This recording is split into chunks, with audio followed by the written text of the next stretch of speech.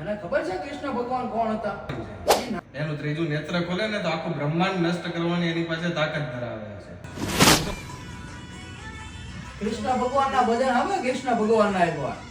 તો તું એકવાર ભોળાનાથના ભજન તો સાંભળી જો વેલા, તને મજા આવશે.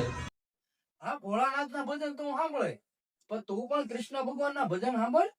તને ખબર છે કૃષ્ણ ભગવાન કોણ હતા? એ નાના હતા ને ત્યારે ટચલી આંગળી ઉપર આખો પર્વત ઊંચો કરી દીધો અને અર્જુનના સારથી બન્યા ને ખાલી તો એને યુદ્ધ જીતાડી દીધું.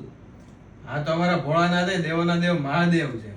એનું ત્રીજું નેત્ર ખોલે ને તો આખું બ્રહ્માંડ નષ્ટ કરવાની એની પાસે તાકાત ધરાવે છે. એટલે હું તમે રેડું પાડો છું. બાર બધી અવાજ આવે છે તમારા બેનો, હું ડકો છે વળી. હારું જો ભાઈ તો આવી ગયો. હવે તું જ કે મોટું કોણ, શિવ કે કૃષ્ણ? હા ભાઈ, હવે તું જ કે મોટો કોણ આમાંથી?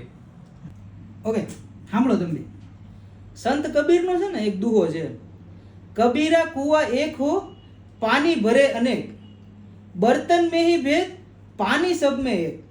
મતલબ શું થયો એનો મતલબ કે કૂવો છે ને એમાંથી પાણી બધા ભરે, કોઈ હેલ ભરે, કોઈ ડોલ ભરે, સમજો તો ભલે કદાચ પાણીનો આકાર અને એનો કદ અલગ અલગ થતું હોય વાસણ પ્રમાણે, પણ એનાથી છે ને પાણીનો કોઈ ફરક નથી પડતો.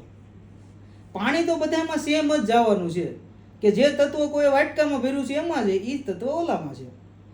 એવી રીતે કદાચ કૃષ્ણ ભગવાનની ભક્તિ કરો ને તો મીરાએ તે કૃષ્ણ કૃષ્ણ કરતા મહાન થઈ ગયા. સંત તુલસીદાસ રામ રામ કરતા મહાન બની ગયા અને માર્કંડે ઋષિ શિવ શિવ કરતા અમર થઈ ગયા. એટલે નાનું કે મોટું કોઈ નથી, બધો એક જ કૂવો છે. ખાલી આપણે પાણી હેમાં ભરીએ છીએ એની ઉપર ડિપેન્ડ કરે છે. સમજ્યા તમે? તો હવે બાંધવાનું બંધ કરી દો, સમજ્યા? અને જે પોતપોતાના ઈષ્ટદેવને માનતા હો એનું નામ લ્યો.